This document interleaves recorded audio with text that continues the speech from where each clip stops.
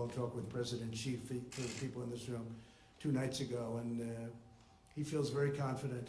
He feels very confident, and he feels that, again, as I mentioned, by April or during the month of April, the heat, generally speaking, kills this kind of virus. So that would be a good thing. But we're in great shape in our country. We have 11. And the 11 are getting better. Under heavy guard, the largest cluster of Americans infected with the coronavirus arrived in the U.S. today, now headed for treatment.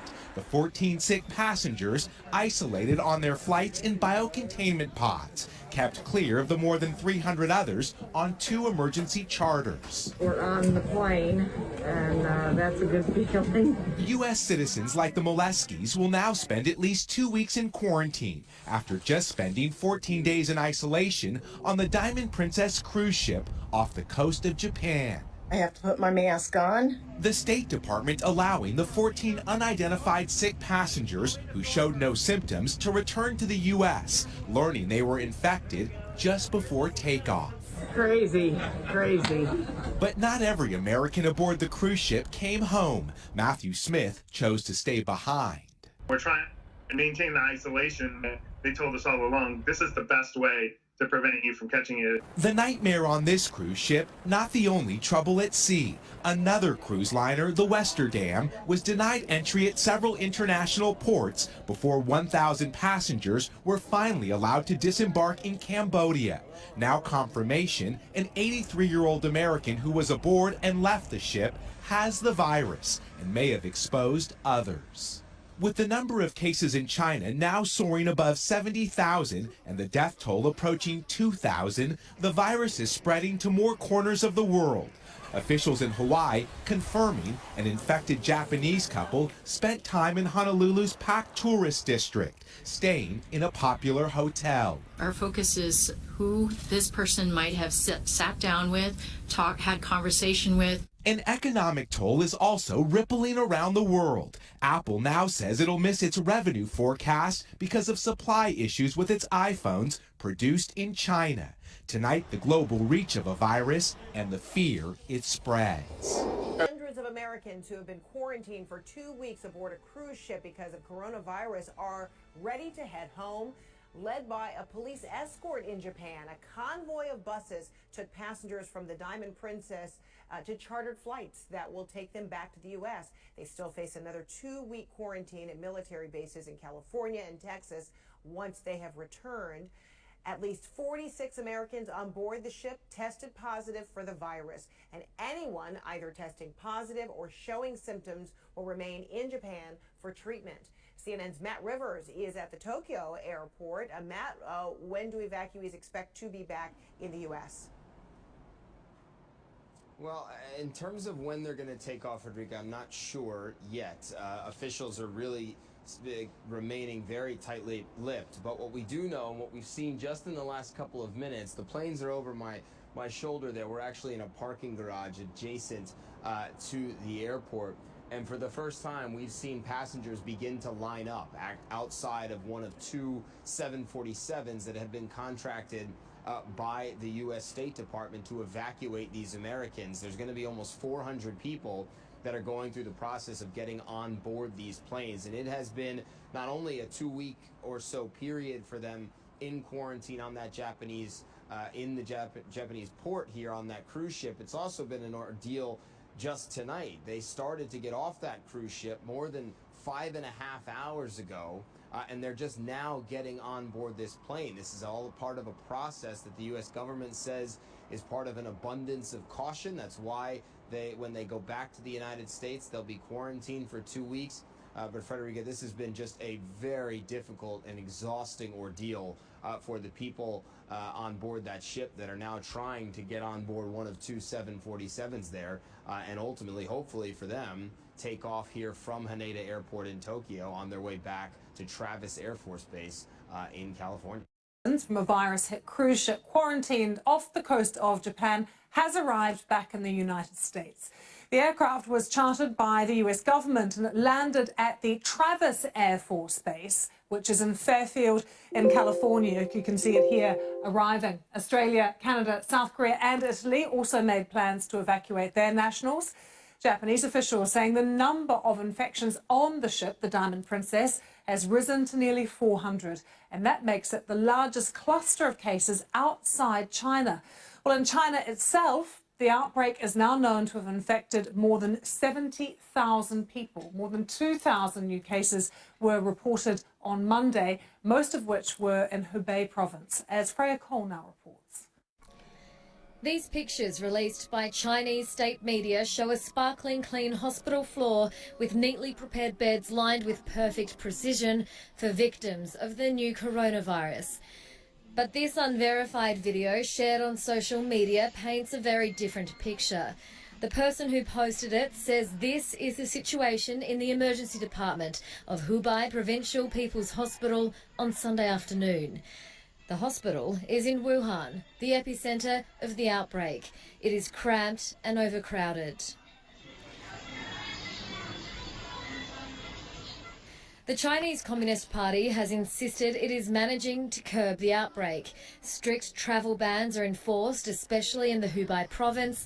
Citizens are ordered to stay at home unless there's an emergency. But some public health experts say quarantine isn't the only answer. This is a respiratory virus that has efficient community spread. That's not something that you can actually expect to be contained. It spread for probably weeks in China before anybody knew about it, since at least November. So it had seeded the world, and it's likely mixed in with our cold and flu season in many different countries because most of the cases are mild and not recognized. So I don't think this is something that's containable, and we really need to move from containment mentalities to mitigation because we're really wasting time and resources on containment. The latest official figures reveal there has been a decline in new cases, but the numbers are still high, more than 70,000 worldwide.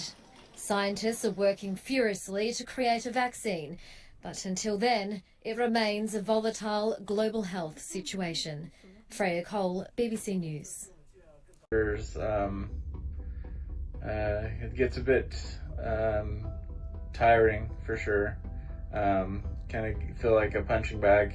You just don't know what's going to be next.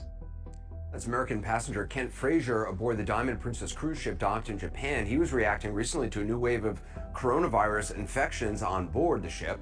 Welcome to Full Circle. I'm Anderson Cooper. Kent took that cruise with his wife, who unfortunately is one of the 219 confirmed cases of coronavirus from that ship. She's now in a Japanese hospital and is doing fine. He remains on board in quarantine. I'll speak to Kent in just a moment. But first, here where we are by the numbers. The global number of infected is now more than 64,000 people in 27 countries and territories. The vast majority are in mainland China.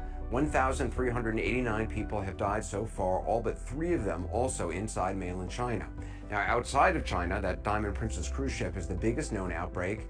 As I mentioned, 219 confirmed cases so far. At least 24 of them are Americans, which includes Kent Frazier's wife, Rebecca. If people for the virus who are asymptomatic, how effective are travel bans? Because even if you don't have a fever, you could be carrying the virus. Yeah, no, that is a really good point. And I mean, the person is basically saying, look, you could have an infected person would completely pass all screenings because they're asymptomatic. They could travel around the world several times in a few days and then develop symptoms. Absolutely true. And that's no matter what, number of outbreaks that I've covered, that always comes up, is this incubation period. What I would say is that for that reason, it's very hard to imagine that travel bans coming out of China would necessarily be that effective because of that incubation period. I think it makes sense to limit your travel to a known infected area, such as the Hubei province in Wuhan in China. But other than that, to sort of say these larger, more all-encompassing travel bans, just from a physiologic and looking at the epidemic of the disease, it doesn't make a lot of sense. Millions of Chinese are returning to work. Some companies have reopened their factories as they try to get back to business as usual after being shut for weeks. 50% of our employees have returned to work, bringing our production capacity to 50%. We predict all of our workers will be back on their posts by the end of February, and our production capacity will return to normal. Employees arriving for work are getting additional checks to make sure they're healthy. and the government's offering companies tax incentives to limit the economic damage of the outbreak. The government's also rolled out some measures to help enterprises and ensure their normal operation, so we're encouraged and feel confident. Government statistics on Monday showed a continuing rise in the infection rate in China, but the fatality rate has fallen. The National Health Commission says the situation is improving outside Hubei, the province at the centre of the crisis. For places outside of Hubei, a total of 115 new cases were reported on Sunday, including 5 new deaths. The number of newly confirmed cases outside of Hubei has kept declining for 13 days in a row. The number of new confirmed cases remained at a relatively low level. In Hubei, the situation is grim. Inside this makeshift hospital in Wuhan, patients queue for food and treatment as medical staff care for the rising number of infected. China's military is sending hundreds of doctors and nurses to Wuhan. The World Health Organization is sending experts to Beijing, as well as to Guangdong and Sichuan provinces.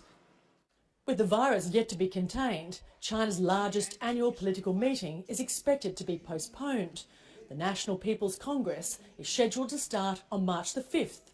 A meeting next Monday is due to decide if the meeting will be shelved for the first time in China's recent history.